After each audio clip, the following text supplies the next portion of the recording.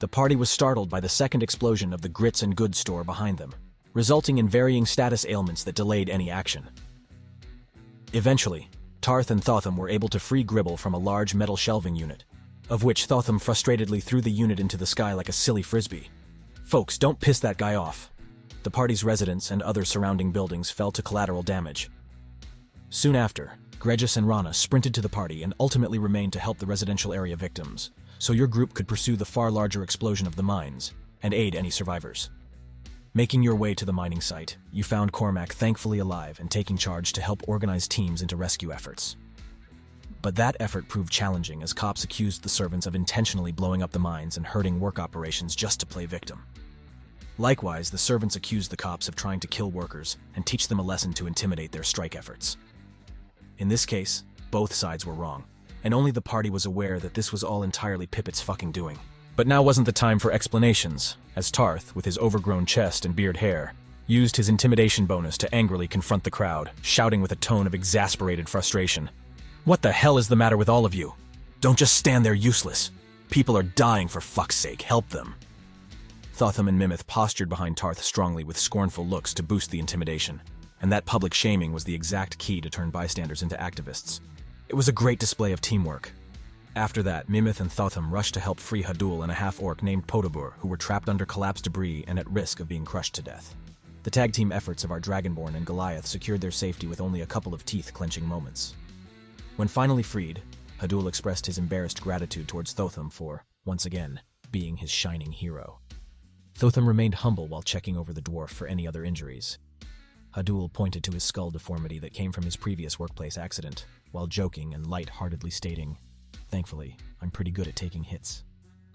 Mimith assisted the half-orc Potobur back to safety as well, and the four were able to share a momentary chuckle in this otherwise bleak situation. While that was going down, elsewhere in the mining collapse, Tartholomew, Lux, and Gribble were dragging bodies from the blast site over toward the makeshift medical site where Grill, the Dragonborn chef from the leaky tap, was cauterizing wounds.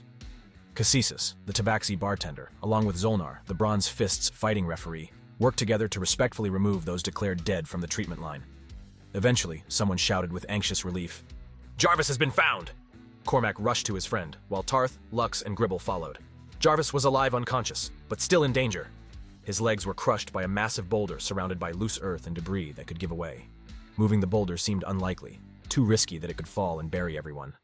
The party trio tensely reasoned Jarvis could only be saved by amputation. And so, Lux held Jarvis's legs taut and still, while Gribble offered his rope as a tourniquet and watched over the operation with a curious eye. Lux advised Tarth on where to strike for the cleanest and safest cut along the tendons. Tarth sweat as he held his sickle above his head and apologized to the unconscious Jarvis for the gruesomeness about to befall him. Then our resident rabbit thrusted the blade downward, thankfully, rather gracefully. At least for a tired rookie surgeon, it was quite impressive. Tarth diagonally sliced through the muscle and pressed his elbow into the blade's hilt to crack into Jarvis's bone. Then he sort of cleanly separated the calves from their lower knee joints. Grill quickly cauterized and stabilized Jarvis, though this dwarven strike leader's time remaining with the delirium, which can be exacerbated by stress, remains solemnly uncertain. After all survivors were believed to be found, the party reconvened, exhausted among a crowd of volunteers catching their collective breaths as adrenaline started to wane. Peace wasn't permitted just yet, though. Another surge of boulders slid down from the collapse site, revealing an ominous cave opening. Hanging from the ceiling with a hook and 3 belts, a large explosive device swayed in the wind as a threatening ticking sound menacingly indicated to all residents of Zambu, "We're running out of time!" Then suddenly, a belt holding the explosives snapped. The massive device started tipping over. If left free to fall, for all anyone knew, a bomb that size could destroy a mile-wide radius. Hard to tell without an arson expert getting a close look, of which Gribble felt he was too squishy for the journey up the collapse, and Rildilga remained locked up in the detention center, probably very confused and distressed at hearing the explosions and ground shaking. Recognizing time was critical. Tarth transformed into a giant lizard and crawled up the collapse slowly but safely using his druidic powers. Mimith followed and scaled the rough terrain with the grace of an apex predator, thanks to a beautiful natural 20. This dragonborn youth may lack street smarts and social skills, but she makes up for it by being capable of confronting most dangers of the non-humanoid variety head-on. Tarth and Mimith assisted each other while trying to lower the explosives down, each passing moment potentially placing their lives at risk. Unfortunately, Mimith lost her footing and fell backward, sending the bomb down the debris hill towards the people of Zambu. Thotham, seeing this from the crowd, quickly used thaumaturgy to order everyone to run in the opposite direction. A rumble and roar shot out from the clamoring explosive device, followed by screaming rockets only to reveal in the night sky the searing, scathing words, "Fuck you, zombie!" As people scattered and screamed before realizing, the explosive device wasn't a bomb, it was just fireworks. People clutched their chests to calm their hearts while glaring at the audacious act, but only the party knew. This was Pippet's final message before dying. After the danger subsided, the crowd emotionally applauded Tarth and Mimith's efforts. Then, stepping aside from others, the party and your former mentor, Gregis, huddled to talk privately.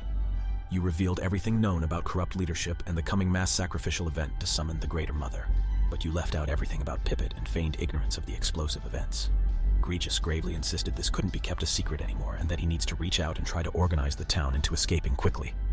The party entrusted this task to Gregis, who put on a performance with Rahana as a distraction, so the party could skip a short rest and finally uncover the secrets of the mop and storage room.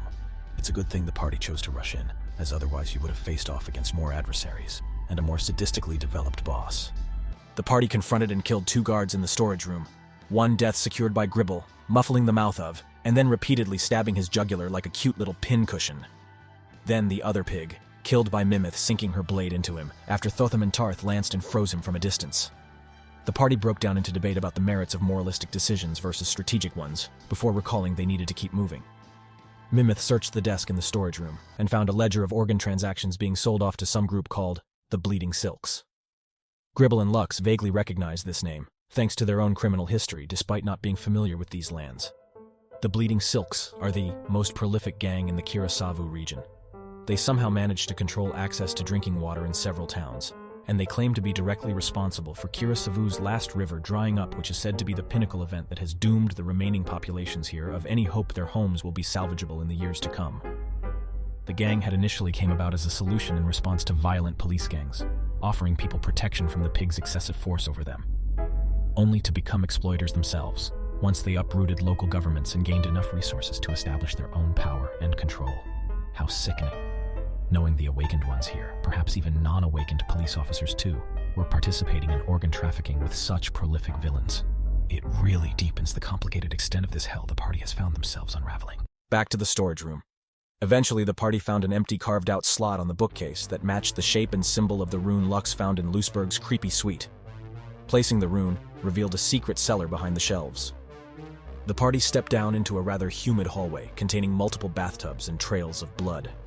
You all could see another room, curtained off, where a buzzing saw seared. Sneaking in carefully, once again the party confronted the very same gnome who Tarth had knocked the fuck out for trying to hurt Thotham during the fighting contest against Palkethis. This same gnome that Looseberg referred to as one of his agents. Catching him by surprise now, the party demanded the gnome put his weapon down. He tried to flee and managed to scurry himself out of Thotham's grasp, but ultimately failed to both Lux and Gribble's fast movement, and the latter's eagerness to smack a fellow short guy around. The party restrained the slippery bugger with Gribble's rope and interrogated the little pest, though there didn't seem to be much he could illuminate, just claiming, hesitantly, that he was promised debt forgiveness in exchange for using his butchering skills to harvest organs. The conversation this gnome recited overhearing seemed to indicate that Looseberg lured Blazenfoot into a trap down to the chamber through a secret second entrance, and the chamber has been quiet ever since this gnome came back after the morning. Supposedly anyway. Now, finally entering the secret sacrificial chamber, the floor was sickly, saturated with parts and chunks of dead bodies, accompanied by ooze that gushed in and out of cracks as if it were breathing or pulsing. An enormous blood-etched summoning circle appeared on the chamber's center floor, casting a sinister glow already fully activated.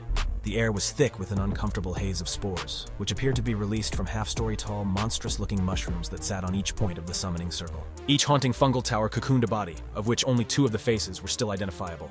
The first being poor unfortunate Norik. Dead, but not for more than a day. The other face, Baron Butrin Blazenfoot, his eyes wide with horror, mouth agape. You'd mistake him at first for still being alive and breathing, only to realize vibrating ooze was animating through his veins, eating him from the inside out as they wormed throughout the holes of his face. And at the center of the pentagram, floating far above, was a menacingly smiled, self-satisfied Looseberg. Orange viscous oozes took on the form of enormous hands that held and cradled him as if he was a protected newborn.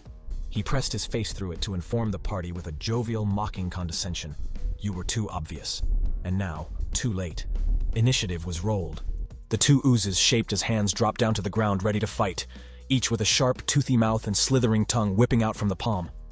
A single feral-looking eye on the back of the hand. Looseberg remained above, in a dripping, wet, web-like fungal cocoon, unreachable by melee at first. The party chose to focus their ranged attacks on him and simply evade the not-so-fast oozes.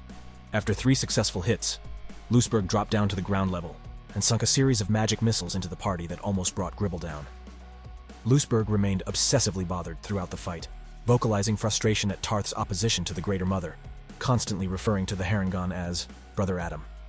United in their shared disgust for the unnecessary anguish released on themselves and their fellow residents of Zambu, the party persevered with Tartholomew getting the last hit. He sliced and slit into Looseberg's throat, leaving him choking and unable to talk as he spit blood. Tarth then thunderclapped the creepy narcissist into the wall, as Looseberg's skull bounced off of it and cracked, bleeding out into a pool on the ground, surrounded by his own victims. Like hungry, prowling wolves, the hand-shaped oozes turned their gaze from the party to Looseberg, and then raced to his pitiful carcass. As the winning ooze plunged itself into him, ripping a hole into his shoulder blade to extract his heart with its piercing tongue and devour it, like a fucking piece of tantalizing candy. The oozes then began to collectively gyrate, their bodies becoming partially transparent, while stretching and growing tall to ascend through the ceiling like ghosts. More hands numerously began arising from the cracks of the floor while the glow of the summoning circle was becoming brighter by the moment. Then the ground started to quake, debris falling from overhead. Lux rushed to Looseberg to check his pockets, finding a scroll of magic missile. And that was where we left off, which brings us back to the present and the final showdown of this prologue. Because we had to end the last session early, we are skipping ahead to where the party has managed to escape the collapsing mop and storage building.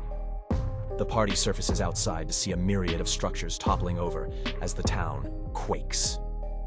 Thankfully, most people have been outside this entire time anyway, but unfortunately, the same can't be said for poor Rildilga, who was never bailed out. Don't waste your time trying to look.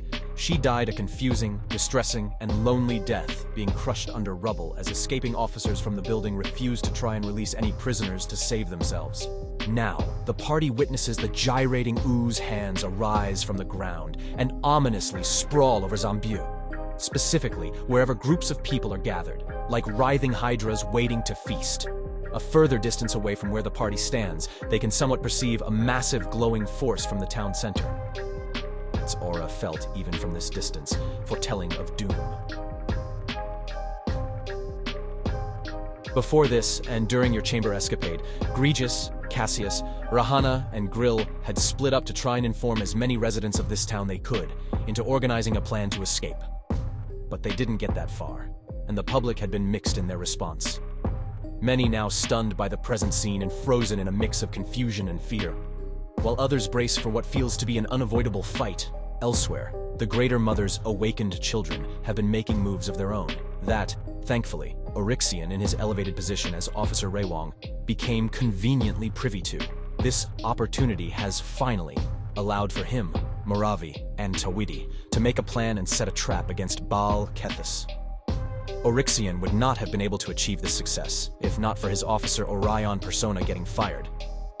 Lux's confession ended up being an unforeseen massive boon in the late game. Who would have thought? At the start of our game, Lux hears in her mind a telepathic sending from Tawidi, speaking with a warm but strained voice as if in pain. Brace yourselves! Awakened are attacking! We killed monster birdmen, but are hurting bad! I'm repairing broken gate alone! Tell Gribble I'm being brave, please stay safe! And we are now at the prologue finale. Listen folks, your main objective is not to win, but for your own main player characters to survive and escape this hellhole. The Greater Mother is coming, and you won't be able to beat her, at least not this day. Depending on how you feel your characters would act, the players can choose to help protect other residents here. But be warned, the longer you stay here, the worse it's gonna get, and the less likely you all are to survive. Once all 5 player characters reach the gates, the combat ends, and all NPCs left inside will have their fates rolled out of session. What NPCs survive or not will greatly impact the lore the public comes to learn of these events in the following months. It is now midnight, 12 a.m. It is free day, Timber. The 22nd and your 4th and likely last day inside this cursed company town, Zambu. Good luck and Godspeed.